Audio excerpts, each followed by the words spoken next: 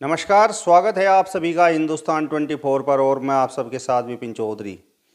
जनपद सहारनपुर की गंगो विधानसभा के गांव सालारपुरा में एक ऐसी चर्चित शादी हुई है जिसकी वजह से परिवार के मुखिया को अब हरियाणा में सम्मानित किया जा रहा है।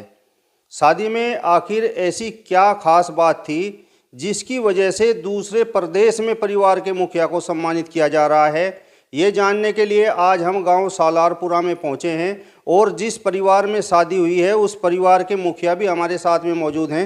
सर, सबसे पहले तो मैं आपका नाम जानना चाहूँगा। जी, मेरा नाम लोकेश है। लोकेश सालारपुरे के नाम से लोग जानते हैं मुझे। लोकेश जी, उत्तर प्रदेश की तो आप बात छोड़ दीजिए, हरियाणा में आपको सम्मानित किया जा रहा है। आपके बेटे की शादी हुई है तो शादी में ऐसी क्या खास बात थी जिसकी वजह से आपको सम्मानित किया जा रहा है? नहीं, ये शादी दहेज रहित थी और पहले से तय था कि दहेज नहीं लेंगे। दरअसल मेरे दो बेटे हैं। बड़े बेटे की शादी मैंने की थी फरवरी 2020 में, तो वो भी बगैर दहेज की शादी थी। और इस बेटे की शादी बगैर दहेज की शादी गांव सीकरी है, छोटे बेटे ससुराल ही चिलगाना के पास, तो वहाँ है, तो बिना दहेज की शादी थी। मतलब अगर बेटे की शादी बिना दहेज की जाए तो ये अब बात कन्फर्म हो चुकी है कि लोग सम्मान करते हैं। देखो विपिन जी, दहेज का कोई लिमिट नहीं है। अभी मुझे एक जगह मालूम हुआ कि वह नाई जो चिट्ठी ले गया उसे क्रेटा कार दी है, गुजरो नहीं दी है। तो जब ऊपर की कोई लिमिट नहीं बची अब कि आप कितना दहेज दे देंगे। अब सम्मान और चर्चा इस बात की है कि कोई आदमी संपन्न है, हर तरीके से सफल है और वो बगैर दहेज की शादी करता है, तो उसका सम्मान और उसकी चर्चाएं ज़्यादा हैं। तो शायद इसलिए इसकी मेरे बेटे की शादी की ज़्यादा चर्चाएं हों। लोकेश जी, आप कह रहे हैं कि बेटे की शादी आपने बिना दहेज की है, लेकिन आप जहाँ पर बैठे हुए हैं ये बहुत शानदार सोफ़ा है। ये आप सोफ़ा आप देख लीजिए, ये आप टेबल देख लीजिए और ये आप एसी देख लीजिए और ये जो है बराबर में यहाँ पर ये एलईडी लगी हुई है, ये एलईडी देख लीजिए। तो क्या ये सब कहाँ से?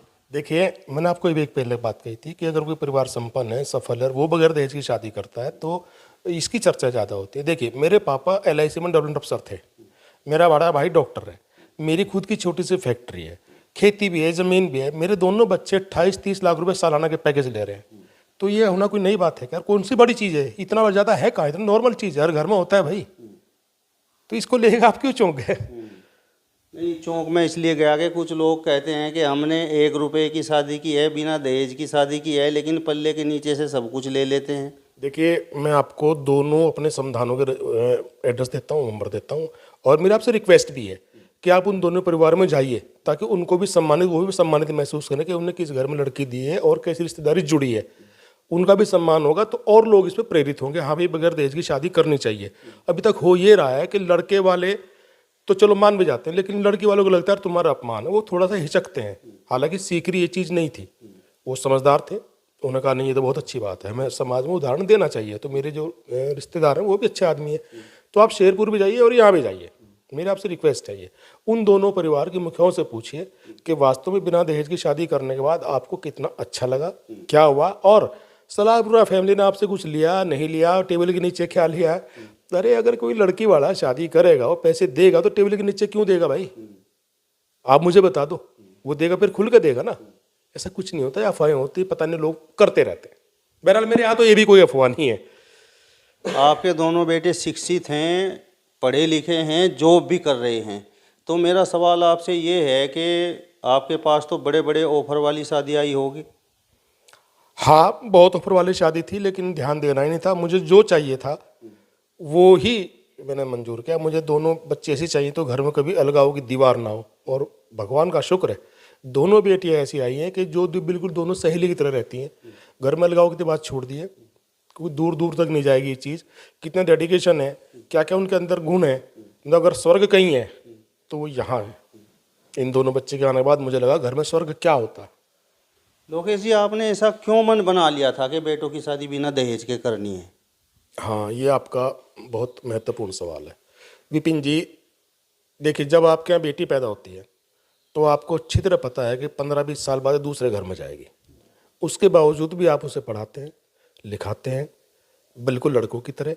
उसके बाद आप चप्पल घिसते हैं, लड़का ढूंढते हैं, घर ढूंढते हैं, फिर अपनी औकात से बाहर आप खर्च करते हैं, और फिर भी आप लड़के वालों के सामने कमतर, दो दर्जे यानी पांत बैठने वाले आदमी होते हैं। तो मुझे बातें शुरू से बुरी लगती थी। लड़की वालों का अपर एंड होना चाहिए, उसका हाथ यूं है, वो दे रहा है, वो ले नहीं रहा। लड़के वाले तो हाथ फैलाए खड़े हैं, वो याचक है, लड़की वाला दाता है। तो लड़की वालों का सम्मान हमेशा होना चाहिए। फिर दूसरी बात ये थी कि चलो जिन लोगों के पास पैसा है वो लड़की की शादी बढ़िया कर देंगे, लेकिन जिन लोगों के पास पैसा नहीं है वो क्या करेंगे? या तो वो अपनी ज़मीन बेचेंगे, या फिर अगर ये स्थिति नहीं है तो फिर लड़के को ऐसे ऐसे छोटे मोटे बच्चे के साथ ही उसका शादी करेंगे, जहाँ लड़की भी दुखी रहेगी, वो बेचारी इसके कर तो कुछ नहीं सकती। तो ये चीज़ मेरे दिमाग में शुरू से थी कि स्थिति पलटनी चाहिए। और मुझे खुशी है कि मेरे साथ साथ मेरे कई सारे दोस्तों ने यही किया, बगैर दहेज की शादी की। एक मेरे रिश्तेदार हैं जलालपुर के, वहाँ सरसावा शुगर फैक्ट्री में है वो, उनके पापा जो स्वतंत्रता सेनानी थे उनके पोते हैं। तो उन्होंने यही मेरे घर में बैठ के कसम खाई थी जब बड़े बेटे की शादी की थी, बोला तुम अच्छी चीज़ ले रहे हो और मैं भी अपने बेटे की 1 रुपये की ही शादी करूँगा। और आप यकीन कीजिए शादी लॉकडाउन में होती हालांकि वो, लेकिन उसने 1 रुपये की शादी की। फूसगढ़ बारात गई थी उसके बेटे की, छोटे बेटे की शादी, और उसका बेटा कामयाब है, छोटे बेटे की शादी भी 1 रुपये की करागा। और भी मेरे कई सारे दोस्त जो 1 रुपये की शादी करने की तय करे बैठे हैं। तो 1 ने की, फिर 2 ने की, फिर 4 ने की, फिर 8 ने की, तो सिलसिला चलना चाहिए। ये बहुत जरूरी है। हमारी बिरादरी में दहेज एक अभिशाप बन चुका है, ये हटना चाहिए। लोकेश जी, आपके बेटे पढ़े लिखे हैं और सर्विस भी कर रहे हैं, तो आपने जहाँ पर अपने बेटों की शादी की है तो वो लड़कियाँ तो पढ़ी लिखी होंगी और सर्विस भी कर रही होंगी। नहीं, लड़कियां पढ़ी लिखी हैं लेकिन सर्विस नहीं कर रही हैं। दूसरी बात यह है कि हम क्यों ढूंढते हैं लड़की सर्विस वाली हो? क्या लो जो लड़की घर में काम करती, घरेलू महिला, क्या वो उसका कम योगदान होता है क्या घर में? और एक और बात मैं आपको तो जो मेरी प्लानिंग है, मुझसे किसी ने कही थी बात ये, कहना जी आप वैसे तो बनते सुधारवादी और बहुत बड़े समाजवादी फलाना ढिमाका, लेकिन आप लड़कियों को जॉब नहीं करने दे रहे। मेरा एक सवाल था, भाई अगर ज़रूरत हो, अगर उनके हस्बैंड को कल की ज़रूरत है तो लड़कियां कंधे से कंधा मिला के खड़ी रहेंगी। और मैं तो ये चाहता हूँ कि लड़कियां नौकरी ना करें बल्कि नौकरियां दे दोनों बच्चियां ही। और भगवान सब ठीक ठाक रखेगा तो ये अगले 10 साल में इसी स्थिति में होंगी कि 10 लोगों को नौकरियां देंगी। इनके पास एक ऐसा अपना बिजनेस होगा जो वुमेन ओरिएंटेड बिजनेस होगा, और ये लड़कियों को नौकरियां, महिलाओं को या और जरूरतमंद लोगों को नौकरियां देंगी। नौकरियां करेंगी क्यों? लोकेश जी, दहेज रहित शादी करने के लिए आपके बेटों ने आपको मनाया या आपने अपने बेटों को मनाया? देखो, अगर एक घर का मुखिया, बच्चे छोटे जब थे और मेरी शुरू से इच्छा थी कि दहेज रहित शादी करेंगे, जब घर में चर्चाएं चलती हैं, चूँकि जो मेरी पत्नी है वो 5 बहनें हैं, बहुत अच्छा मेरे परिवार है, 125-26 बीघे ज़मीन मेरा अकेला साला है, वो बहुत है। 5 बहनें थी, उन्हें भी पता था दहेज का दंश क्या होता है। तो उनकी भी इच्छा थी, मेरी भी इच्छा थी। और जब बचपन से घर में बात होती है, दोनों बच्चे सुनते हैं, देखते हैं, तो उनके दिमाग में बात नेचुरली बात आनी थी कि दहेज गलत चीज़ है। तो वो मेरे साथ ही खड़े थे। और अब वो जितना मैं नफरत करता हूँ दहेज से, उससे कई गुना ज़्यादा तो मेरे बच्चे नफरत करते हैं। तो जिस तरीके से आपने अपने कुछ साथियों का भी जिक्र किया, तो आपने शुरुआत की, तो अब आपको लगता है कि समाज में ये जो दहेज रहित शादियां हैं इनका भी एक तरह से चलन शुरू हो गया है? देखो विपिन जी, पहले हमारे यहाँ गुजरों में ब्रह्मभोज होता था। मृत्यु के उपरांत कई जगह चर्चाएं हुई, धीरे धीरे चर्चाएं शुरू हुई। और बड़ी फख्र की बात है हमारी बिरादरी के लिए कि सबसे पहले ये चीज़ हमारी बिरादरी में ही ख़त्म हुई थी। हमारी बिरादरी में कोई मृत्यु ब्रह्मभोज नहीं चलता। तो चर्चाएं हुई, जरूरत महसूस की गई तो बंद हो गया। अब चर्चा है कि भाई कार्ड बांटना बंद करो। आप यकीन करो, अगले 5 साल बाद गुजरों में कोई शादी कार्ड नहीं बटेगा, केवल व्हाट्सएप पे या फ़ोन पे काम चलेगा। तो ऐसी दहेज की जरूरत है कि दहेज बंद हो, दहेज की शादियाँ बंद, जरूरत है समाज की। जब यकीन करें अगले 5-7-10 साल बाद ये सिस्टम बदल जाएगा। कोई बिल्कुल बेकार वाहियात आदमी भले उम्मीद रखे और फिर ऐसे आदमी लोगों का सार्वजनिक अपमान होना शुरू होगा जो दहेज की कोशिश करेंगे लेने की या मांगने की। तो अब मैं पूरा आशान्वित हूँ कि भविष्य में कम से कम गुजरों में तो दहेज रहित शादियाँ सबसे ज़्यादा होंगी। लोकेश जी, आपने अपने बेटों को पढ़ाया लिखाया और काबिल बनाया, पैसा भी आपने खूब खर्च किया, तो छक्का मारने का मन तो आपका भी कहीं ना कहीं होगा? मुझे शर्म आती अगर मैं ऐसा सोचता भी। बिल्कुल मन नहीं था, कहीं से कहीं तक नहीं था। बहुत सारी ऑफर लोगों की थी, उन पर फिर मैंने जिक्र ही नहीं किया, सोचना बंद था, बिल्कुल कोई मतलब ही नहीं था। अब छक्का मारने का मन करते हैं, मुझे तो बड़ा गुस्सा आता है। आपको और बताऊं, मैं अभी मुझे अब मतलब बुरा लगता है। हम किसी लड़की की शादी में जाते हैं तो बाहर एक आदमी बैठा होता है जो कन्यादान लिखता है। अरे भाई, आपको पता है कन्यादान की व्यवस्था कब शुरू हुई थी?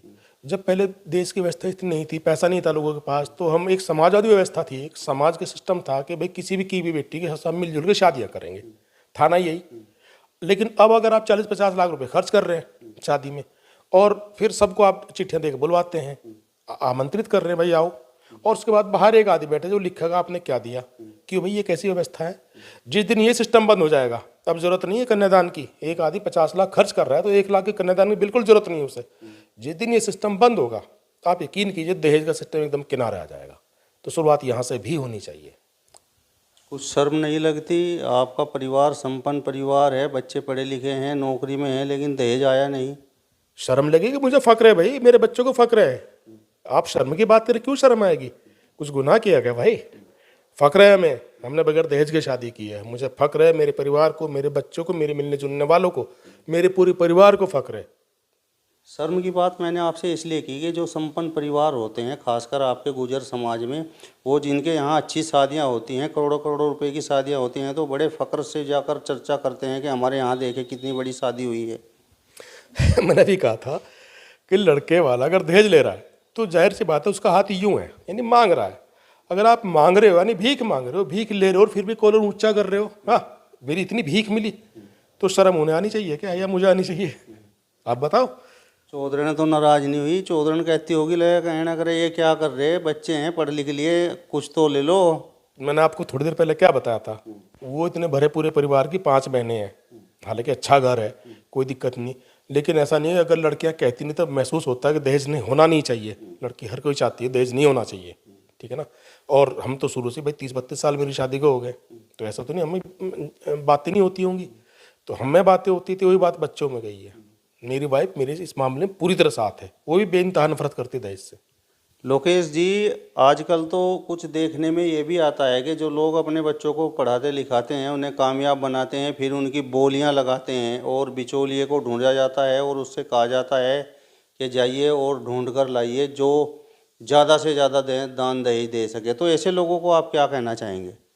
ऐसे लोगों का सार्वजनिक बहिष्कार होना चाहिए। कोई ये एक बड़ी गलत चीज़ है दहेज, और जो इसको बढ़ावा दे रहा है, जो उम्मीद रख रहा है, उनका तो बहिष्कार बहुत ज़रूरी है। जब तक हमारा समाज इसका बहिष्कार नहीं करेगा तो समाज की तरक्की नहीं होगी। आप पहले ही देखिए, हम वो बिरादरी हैं जिनकी आधी आबादी पर्दे में है, यानी हमारे माताएं औरतें ज़्यादातर हमारे पर्दा सिस्टम है आज भी, और बची आधी आबादी में आधी आबादी नशे में है किसी ना किसी किस्म के। तो कितने लोग बचे उसमें से भरे बाकी लालच में भी आ जाए ना? मैं नहीं मानता ये होना चाहिए, इससे बाहर निकलना ही पड़ेगा। और ये चीज़ें समाज के प्रबुद्ध जानकार समाज सेवी लोग ही कर सकते हैं कि वो इस बात का बिगुल बजाएं, इस बात के लिए आगे बढ़ें कि ये चीज़ें बंद होनी चाहिए। कुछ लोग कहते हैं कि हम दहेज रहित शादी कर रहे हैं या हमने अपने बेटे की दहेज रहित शादी की है, लेकिन जब पता चलता है तो सैकड़ों लोगों की मलाइयाँ उन्होंने 500-500, 1000-1000 रुपए की करवाई हैं और कई लोगों की सोने की अंगूठियाँ भी ले ली हैं और शगुन के तौर पर तो 1 रुपया ले लिया, लेकिन साथ में फॉर्चूनर गाड़ी ले ली। ये गलत है। ये तो एक तरीके से मतलब आप शो भी कर रहे हैं और आप गड़बड़ भी कर रहे हैं, कहीं ना कहीं आपके अंदर लालच है। ये गलत है, ऐसे होना नहीं चाहिए। अभी थोड़ी देर पहले आपने सवाल मुझसे पूछा था कि आपकी जब बड़े बेटे की शादी हुई थी अंगूठी वाली बात आई थी। देखो इसके पीछे एक लॉजिक था, आपको हमें समझना पड़ेगा, समाज की एक चीज़ समझनी पड़ेगी ऐसा क्यों हो रहा है। जो ये मेरी बड़ी बेटी है जो बहू बड़ी वाली है, इसके पापा की डेथ हो गई थी, लेकिन जो इसके ताऊ की बेटी थी उसकी शादी उन्होंने अपने हाथ से करी थी। बहुत महंगी शादी करी थी, 50 लाख तब खर्च किए थे उन्होंने शादी में। उनकी डेथ हो गई, अब इसकी शादी की इसके ताऊ जी ने। तो इनके ऊपर एक समाज का प्रेशर था कि तेरे भाई ने तेरी बेटी की शादी कितनी बढ़िया करी थी, तू खाली हाथ घर से निकालेगा क्या? वो बेचारा आप सिंपल आदमी, खेतिहर आदमी, बाहर निकलने वाला इतना नहीं है, बहुत बढ़िया आदमी है, उस पर प्रेशर ला दिया लोगों ने। अरे तू शर्म नहीं आती, लड़के को खाली हाथ निकाल लगा, लड़की को ये करेगा, लड़की को वो करेगा, और लड़के वाले तो कहते हैं हम दहेज नहीं लेने के, लेकिन तू देख तुझे क्या करना है। तो ये प्रेशर था। लेकिन जब उस आदमी को पता लगा कि नहीं ऐसा नहीं है, ऐसे आदमी भी हैं कि जो इस तरीके मानते, तब उसका आदमी का सारा दिमाग खुला और आज वो आदमी इस बात को मानता, वो खुद कहता बगैर दहेज की शादी करूँ। उसकी लड़की को, उसका एक बेटा है, एक इसका छोटा भाई है हमारी बड़ी बहू का, उनकी शादी तो 1 रुपये की होगी पक्का। तो जो सिकंदर की आपने अपने बेटे की शादी की है, ये तो बिल्कुल आपने लकीर खींच दी थी कि नहीं बस 1 ही रुपया लेना है। हाँ, दरअसल इनको ये भी पता था कि जो पहले शादी की थी वहाँ भी यही लकीर थी। तो ये समझदार आदमी निकले इस मामले में, चूँकि बाहर निकलने वाले थे। उन्होंने कहा नहीं आप सही कह रहे, समाज में ये होना चाहिए, तो उन्होंने मेरा पूरा साथ दिया इस बात को लेकर। हालांकि वो चूँकि भाई ठीक ठाक रिच फैमिली है, कमज़ोर तो कोई है नहीं, तो उन्होंने हो सकता है वो ज़्यादा पैसा फिर खाने वाने में ज़्यादा लगा दिया हो। वो तो सभी करे, मेरे यहाँ बढ़िया प्रबंध था खाने वाने का, तो आप तो आए थे तो उन्होंने कहा होगा, लेकिन दहेज वहेज कुछ नहीं था। एक चीज़ और आई थी वहाँ, 2 चीज़ आई थी सीकरी में। उन्होंने कहा जी जैसे कुछ परिवार के जो खास लोग होते हैं उनके लिए कुछ स्पेशल मिलाई होती है। मैंने कहा भाई नहीं, जो मिलाई मेरी होगी वो बारात की होगी। आप 1 रुपए की दें चाहे 10 रुपए दें 100 रुपए की दें, इसमें मैं नहीं बोल पाऊंगा। तो कहला नहीं जी कुछ खास होता है। तो हमारे पत्रकार मित्र हैं बलबीर सिंह तोमर, उन्होंने कुछ और लोगों ने कहा यार इसमें ऐसा करते हैं, एक उनकी बुआ के लड़के हैं मेरे समधी के, उन्होंने कहा ऐसा करते हैं कि कुछ जो जितने आप चाह रहे हैं उतने लोगों को शॉल उड़ा के सम्मान कर देंगे। फिर सीकरी में एग्जैक्ट यही हुआ था, मैं, मेरा बड़ा बेटा, मेरा बड़ा भाई, मेरा साला और मेरे चाचा जी, इन लोगों को उन्होंने शॉल उड़ा के सम्मान किया था। बाकी मिलाई जो मुझे मिली थी वही पूरी बारात को मिली थी। तो उनका अपना क्राइटेरिया था, उसमें मैं कुछ भी नहीं कर सकता था। आपके निर्णय की वजह से, आपके बेटों के निर्णय की वजह से अभी दूसरे प्रदेश में आपको सम्मान मिलने जा रहा है, तो कैसा लग रहा है? देखिए वो दरअसल एक नोएडा वाले ग्रुप है, उन पलवल में वो उनका एक अभियान चला हुआ है दहेज रहित शादी। तो वो जो इस तरह के जोड़े हैं, जो इस तरह के परिवार हैं, वो उनको सम्मानित करते हैं। इस बार 30 लोगों को उन्होंने सम्मानित किया। आप इमेजिन कीजिए, इट्स मीन 30 लोगों की लिस्ट थी जिसमें 2 तो मेरे बच्चे थे, यानी 28 लोग और भी थे। यानी समाज में बिना दहेज की शादी का रिवाज चला है, तो मैं इस बात को लेकर खुश हूँ। चलिए, तो लोकेश सालारपुरा जी को आपने सुना। फिलहाल इस वीडियो में बस इतना ही। अगली वीडियो में फिर आपसे मुलाकात होगी, तब तक बने रहिए हिंदुस्तान 24 के साथ। नमस्कार।